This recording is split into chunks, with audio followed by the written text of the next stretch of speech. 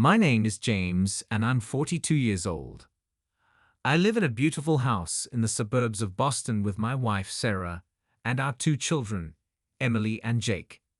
We have everything: a cozy house with a large garden where children can run and play, a job that we love, and a sense of harmony permeating our relationship. Every morning begins with the usual ritual. I wake up first, make coffee, and stand by the window watching Sarah bustling around the kitchen, making breakfast for the kids. Emily and Jake rush noisily out of their rooms, exchanging loud greetings. "Good morning, Dad," Emily shouts happily, jumping into my arms. "Good morning, sweetheart," I smile, tossing her into the air. When Sarah sees us, she smiles and comes over to kiss me on the cheek. Her eyes always glow with love and warmth.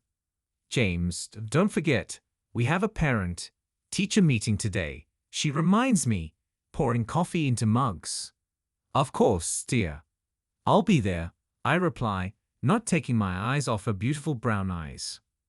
After breakfast, I send the children to school. Emily and Jake, dressed in school uniforms, run to the car, talking and laughing. Sarah gets behind the wheel, waving goodbye to me. "See you tonight," she shouts before driving away. I stand at the gate and watch their car disappear around the bend. There is silence in the house, and I enjoy this moment of peace before the start of the working day. Work in the office goes on as usual. Colleagues are discussing the latest news and plans for the weekend. I am lost in my thoughts, periodically checking my phone while waiting for messages from Sarah. We always keep in touch throughout the day, sharing news and funny moments. I return home in the late afternoon. Sarah is already in the kitchen, preparing dinner. The aroma of her signature dish, seafood pasta, is in the air. Honey," I say, walking into the kitchen. "What are you doing?" "Hi, James. I'm cooking dinner." "How was your day?" Sarah turns to me, wiping her hands on a towel. "Great, but I miss you and the kids," I admit, hugging her. "I miss you too," she whispers, hugging me back. Children run into the house, laughing and loudly discussing school events.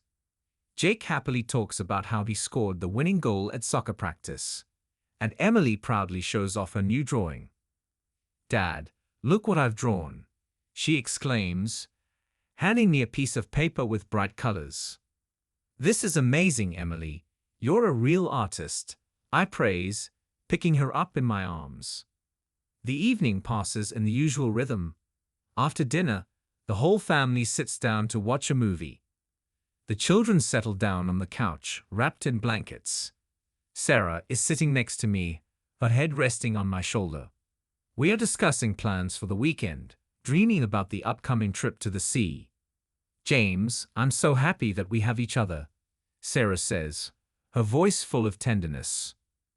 "And me, dear. We are the best family," I reply, kissing her hair. These moments of happiness and tranquility seem eternal. We enjoy every minute we spend together, but something deep down is starting to bother me. Sarah becomes a little distracted, sometimes staying at work longer than usual. I try not to attach importance to this, telling myself that it's just stress and fatigue. However, this feeling of anxiety does not leave me. Thoughts begin to spin in my head that something is going wrong. But for now, I'm pushing these thoughts away, enjoying moments of happiness with my family. The next day, when the children are already at school, Sarah stays at home to prepare for lessons. I walk into her kitchen with a cup of coffee. "How is the preparation going?" I ask, putting the cup in front of her. "Not bad. We have an important lesson today. I want everything to go perfectly," she replies, nodding. "You always do everything perfectly, Sarah. You're the best teacher and mom." I smile, hugging her shoulders. Sarah smiles back, but I see a shadow of concern in her eyes. Maybe it's just fatigue. I decide not to dwell on it and continue my day, assuring myself that everything is fine. But deep down, I know that something has changed. and this feeling haunts me. On a typical weekday, I am in the office as usual when the phone rings. Sarah's name appears on the phone screen. I smile as I answer the phone. Honey, I say, holding the phone to my ear. What happened? James, I need your help, Sarah says, sounding worried. Can you come to school? Jake's in trouble. My heart is clenched with worry. Jake is our youngest child. He's only 8 years old, and he's usually a pretty obedient boy. I'll come right away, I reply, dropping everything. On the way to school, I feel my anxiety increase. What could have happened? Thoughts are spinning in my head, but I try to calm down by focusing on the road. When I drive up to the school, Sarah greets me. She looks tense, but she's trying to hold on. James, thank you for coming so quickly, she says, hugging me. Jake had problems with a classmate. They got into a fight. Where is he now? I ask, looking around. In the principal's office, Sarah replies, leading me through the corridors of the school. We enter the office, where we are greeted by the director, Mrs. Hendricks, and another man, tall, muscular, with short hair and a warm smile. Hi, I'm John, Mark's father. He introduces himself, holding out his hand. James, Jake's father, I say, shaking his hand. We sit around the table, and Mrs. Hendricks begins to explain the situation. Your boys got into a fight at recess. Mark claims that Jake started the fight first, she says, looking at us carefully. That doesn't sound like Jake, Sarah says. He's usually so calm. I think we need to figure this out together, John suggests. Maybe we can talk to our children and figure out what happened. I agree. I nod, glancing at Sarah. John turns out to be a very friendly and open person. He immediately suggests meeting on the weekend so that the children can talk and settle their differences. We agree to meet in the park and discuss the situation together. We're going to the park on Saturday morning. John is already there with Mark when we arrive. Mark and Jake immediately start playing on the playground, and we settle down on the bench. It's nice to meet you in a less stressful environment, John says, smiling. Yes, absolutely. I agree. The children seem to have already forgotten about their quarrel. Sarah joins the conversation, her eyes shining with interest. John, what do you do? What is it? She asks. I work as an engineer for a construction company, he replies. I'm working on projects all over the city. This should be interesting, Sarah says. I've always admired how people can create something from scratch. And you, what are you doing? John says to both of us. I'm a teacher at this school, Sarah replies, nodding towards the building. And James works in an office at a software development company. It's a great combination, John laughs. Engineer, teacher, programmer. We make a good team. We laugh and continue the conversation. John turns out to be an interesting conversationalist, and time passes unnoticed. We discuss our families, jobs, and future plans. Sarah looks animated in his presence, and that pleases me. She hadn't been this relaxed and happy in a long time. A few weeks pass, and John begins to appear in our lives more and more often. He comes to school events, sports competitions, and even parent-teacher conferences. It seems like he's everywhere, and it's starting to make me a little uneasy. One evening, when we are having dinner, Sarah mentions that she and John have decided to organize a joint project for the school. John and I are thinking about starting a club for students who are interested in construction and engineering, she says, pouring soup onto plates. It's a great idea, I reply, trying to hide my anxiety. But don't you think it's going to take too much of your time? I can handle it, James. Besides, John helps a lot, she smiles. Well, I hope everything works out for you, I say, even though everything inside me is turning over. As time goes on, my anxiety grows. Sarah is becoming more and more passionate about her projects with John. She stays late at work, often goes to meetings and meetings. I begin to suspect that something is wrong, but I try not to attach importance to it. One evening, when Sarah is late again, I decide to talk to her. Sarah, I need to talk to you. I begin when she gets home. What's wrong, James? What is it? She asks, taking off her coat. It seems to me that you spend too much time with John, I say, trying to find the words. I understand that this is important for the school, but, James, are you jealous? She interrupts, smiling. John is just a friend and colleague. We have nothing with him. I'm not jealous, I'm just worried, I admit. We started spending less time together, and I don't like it. Sarah comes up to me and hugs me. James, I love you. You know that. It's just that there's a lot of work right now and I need support, she whispers. I understand, I reply, hugging her back. Just don't forget about us, okay? I promise, she says, kissing me. I try to calm down, but the feeling of anxiety does not leave me. Something has changed and I can't figure out what it is. Deep down, I know that our lives won't be the same anymore. It's been a few weeks since John started actively participating in school projects with Sarah. All this time, I try to keep my suspicions to myself, but every day it becomes more difficult for me to ignore the growing feeling of anxiety. It's Friday night, and I'm waiting for Sarah at home. The kids have already gone to bed, and I'm sitting in the kitchen, flipping through the news on my tablet. Time goes by, but Sarah is still not there.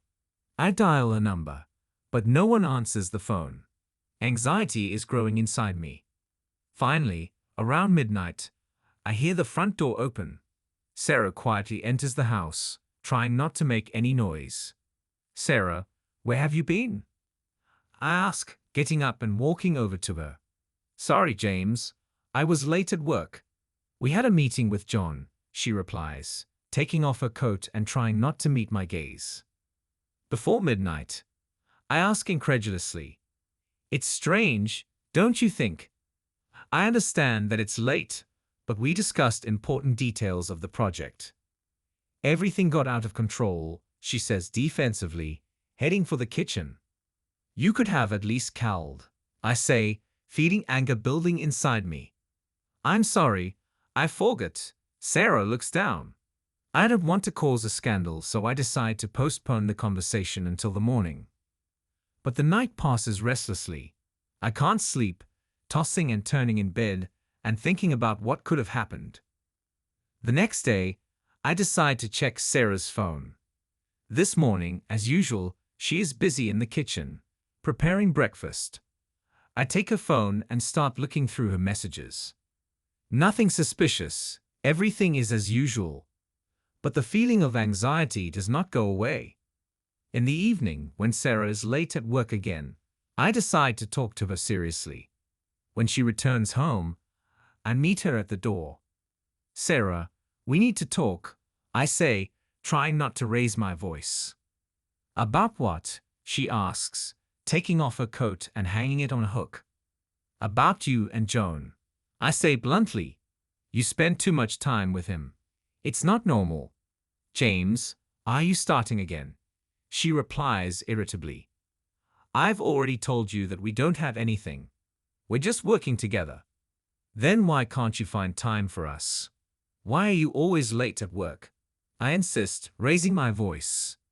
Sarah sighs heavily and sits down on the sofa. James, I'm tired of your suspicions. I'm just trying to do my job. You have to trust me. I want to trust, but you don't give me any reason to, I say, sitting down next to her. What's really going on? Sarah is silent, looking away. I can feel the tension growing between us. We sit in silence, each immersed in his own thoughts. A few more days pass. I decide to talk to John directly. We meet in the school parking lot after the next parent-teacher meeting. John, can I talk to you for a minute? I turn to him when he is about to leave. Of course, James, what happened? He answers, turning to me. I need to clarify something. You spend a lot of time with Sarah. I understand that you're working together, but it's starting to bother me, I say bluntly. John smiles, his face expressing understanding. James, I understand your concern, but I assure you that there is nothing between us. We're just colleagues, he says, putting his hand on my shoulder. I hope so, I reply, feeling a little relieved by his words. But my suspicions still won't let me go. I decide to go ahead and hire a private investigator. I know this is an extreme measure, but I want to be sure of my suspicions or, conversely, dispel them. The detective promises to conduct a thorough investigation and give me a report in a week. I am nervous and worried, but I continue to live a normal life, trying not to betray my doubts. A week later, the detective calls me and makes an appointment at a cafe. I arrive earlier than the scheduled time. I feel nervous and restless. Finally, the detective comes in and sits down at my desk. Do you have any news? I ask, unable to hide my excitement. Yes, I have information, he replies, pulling out a folder of documents. But first I want to say that your wife really spends a lot of time with John. And what are they doing? I ask, feeling my heart begin to pound wildly. They often meet outside of work. I followed them several times. Here are the photos, the detective says, showing me the pictures. Sarah and John look too close in the photos. They hug, laugh, and sometimes even hold hands. My heart is in pain. Thanks, I say, trying to stay calm. I'll pay you later. The detective nods and walks away, leaving me alone with my thoughts. I look at the photos, trying to make sense of what I've seen. My worst fears are confirmed. But what should I do next? Another morning is coming. Sarah is preparing breakfast in the kitchen. The children are already on their feet and fussing around the table. I'm trying to act normal, but I'm seething inside. The photos that the detective gave me don't get out of my head. Today I decided that I need to act decisively. Sarah, can we talk? I ask, trying to keep my voice calm. Of course, James. About what? She answers without looking up from slicing vegetables. After the kids go to school. I add, nodding toward the kitchen. Okay. She nods, giving me a quick glance. Emily and Jake finish breakfast, hug us goodbye, and run off to the car. Sarah gets behind the wheel, waves at me, and drives away. I'm waiting for her to return, sitting in the living room and trying to collect my thoughts. Sarah returns in half an hour. She looks a little tired but still beautiful and radiating warmth. She sits down next to me on the couch. So what did you want to discuss? What is it? She asks, leaning against the pillow. I take out the photos and put them in front of her. Sarah, I want to know the truth. I can't live in suspense anymore, I say, trying not to raise my voice. Her eyes widen when she sees the photos. She picks them up, and I notice how her fingers are shaking. James, she begins, but I interrupt her. I want to hear the whole truth, Sarah. What's going on between you and John? I ask, looking her straight in the eye. Sarah lowers her head, her face turns pale. I can feel the tension building up inside me. James, John and I really spent a lot of time together. But it never went beyond friendship. She finally says, Friendship? Do you call this friendship? I ask indignantly, pointing to the photos of them hugging. It doesn't look like friendship. I know how it looks, but we were just supporting each other. Sarah begins to cry. I was having a hard time, and John was there for me. And me? I was there, Sarah. Why didn't you come to me? I ask the question, feeling my heart constrict with pain. Sarah is silent, her tears running down her cheeks. I understand that she can't give me the answer I want to hear. A few days pass. I decide that I need to see everything with my own eyes. I take a day off from work and follow Sarah. She says she's going to a meeting, but I don't believe her. I keep an eye on her, trying to stay out of sight. Sarah walks into the cafe, where John is already sitting. I watch them through the window, trying to stay unnoticed. They sit down at a table in the corner, their faces lit up with smiles. I see John take her hand, and my heart starts pounding. I can't take it anymore. I enter the cafe and head to their table. They notice me and their faces change. Sarah looks scared and John looks confused. "James, what are you doing here?" Sarah asks, her voice trembling. "I could ask you the same question," I reply, sitting down at their table. "What's going on between you two?" John tries to intervene, but I stop him. "John, it's none of your business." "I want to hear an answer from Sarah," I say, without taking my eyes off her. Sarah sighs, her eyes full of tears. "James, I didn't mean for this to happen. But I really fell in love with John," she admits, her voice barely audible. These words strike me like lightning. I can hardly believe my ears. "Are you kidding?" I whisper, feeling the world crumble around me. "No, James." I tried to fight this feeling, but I couldn't. "I'm sorry." Sarah lowers her head. After this revelation, I leave the cafe without saying a word.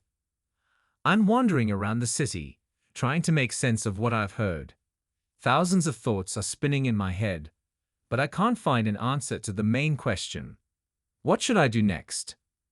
I'm going home in the evening. The children are already asleep, and Sarah is sitting in the living room, waiting for me. Her eyes are red from crying. "James, we need to talk," she says when I enter the room. "What is there to talk about?" I reply warily. "You fell in love with another man. What else can we discuss?" "I don't want our marriage to collapse. I love you, but I'm confused." Sarah begins to cry. "If you love me, why did you betray me?" I ask, feeling everything inside me shrink. "I don't know. Everything has become so difficult." Sarah covers her face with her hands. I'm standing in the middle of the room, feeling empty. But what to do next? How can we save our marriage if Sarah is in love with someone else? A few days pass. Sarah and I try to talk, but every conversation ends in tears and recriminations. I feel like we've reached an impasse. One evening, when the children are already asleep, I decide to take the last step. I walk up to Sarah and look into her eyes. "Sarah, I do not know what will happen next, but I want you to know I'm ready to fight for our marriage. I love you and I want us to find a way out of this situation," I say, holding her hands. Sarah looks at me, her eyes full of tears. "James, I want this too, but I'm not sure I can forget John," she whispers. "We'll find a way. Together," I say, hugging her. We stand there hugging each other, trying to find solace in each other. Our lives are on the verge of collapse, but I believe that we can overcome this storm. We have a long and difficult road ahead of us, but I am ready to go through it to save our family. A few days have passed since our conversation with Sarah. There is intense silence in the house, and our every interaction is filled with hidden feelings and unspoken words. The children feel it, and I try to be with them as much as possible so that they don't notice how things have changed. Tonight I decide it's time to put an end to it. I'm calling Sarah to come home earlier. "We need to talk." She agrees, her voice sounding tired, as if she already knows what will be discussed. Sarah gets home around 6. The children have already had dinner and are playing in their rooms. I meet her in the living room. Our eyes meet and I see fear and uncertainty in her eyes. "James, what's going on?" "What is it?" she asks, sitting down on the sofa. "Sarah, we need to have a serious talk. I can't live like this anymore," I reply, trying to stay calm. She nods, her face expressing a mixture of fear and sadness. "I understand, James. I'm tired of it too," she whispers. "Do you love John?" I ask bluntly. Sarah is silent, her eyes filling with tears. Finally, she nods. "Yes, James, I love him," she admits, and my heart breaks. Then why are you still here? Why didn't you go to him? I ask, feeling anger grow inside me. Because I love you and our children. I don't want to destroy our family, she replies, her voice trembling. But you've already ruined it, Sarah. You betrayed me, and I do not know how to move on. I say, feeling tears come to my eyes. We sit in silence, and I feel a decision growing inside me. I understand that the only way out is to break this painful connection. Sarah, I think you need to leave. I finally say. Her eyes widen in surprise and pain. James, please don't do this. I'm begging you, she cries, grabbing my hand. I can't live like this anymore, Sarah. We both deserve better, I reply, trying to stay calm. The next day, I pack Sarah's things. She silently watches me, her face expressing a mixture of pain and despair. The children don't know what's going on yet, and I'm trying to protect them from this pain. James, I'm not sure how we're going to move on, Sarah says, standing in the doorway of our bedroom. We'll find a way. For the kids, I reply, putting her clothes in the suitcase. She nods, her eyes full of tears. I understand, but I want you to know that I will always love you, she whispers. And I will love you, Sarah. But we need to break up to find ourselves, I say, closing the suitcase. In the evening, I explain to the children what is going on. This is one of the most difficult conversations of my life. Emily and Jake are crying. They don't understand why their mom is leaving. I try to explain to them that it's not their fault and that we still love them. We'll see, Mom. She'll always be there, I say, hugging them. Sarah also tries to calm the children down, but her tears prevent her from speaking. We both understand that this is a necessary step, but it doesn't make it any less painful. A few days pass, and Sarah moves in with John. I'm left alone with the kids, trying to get used to my new life. We try to maintain a normal relationship for the sake of the children, but it's difficult. Every encounter reminds me of pain and betrayal. One evening, when the children are already asleep, I sit in the living room and think about how we ended up in this situation. I feel the determination to start a new life growing inside me. I understand that we have a long way to go, but I am ready to go through it for the sake of the children and for myself. A few weeks pass, and Sarah and I gradually begin to find a common language. We communicate for the sake of the children. We try to do everything so that they do not feel abandoned. It's difficult, but we're coping. One evening, when I return home after work, Emily greets me. Dad, Mom called. She wants to invite us all to dinner, she says, her eyes shining with hope. I nod, feeling a warm feeling flare up inside me. Maybe we can find a way to move on, despite everything that has happened. We're going to Sarah and John's for dinner. The children are happy to see their mother, and I can see how happy they are. We try to behave as usual, talk about everyday things, joke and laugh. After dinner, Sarah comes up to me and looks into my eyes. James, thanks for coming. It means a lot to us, she says, her voice full of sincerity. We have to do everything for the children, I say, smiling. She nods, and I feel the connection we've lost being restored between us. This does not mean that everything will be easy, but I am ready to fight for our future. We part at the door, and I feel hope rising inside me. Perhaps we can overcome this storm and find a new path. Life goes on, and I am ready to accept all its challenges for the sake of those I love.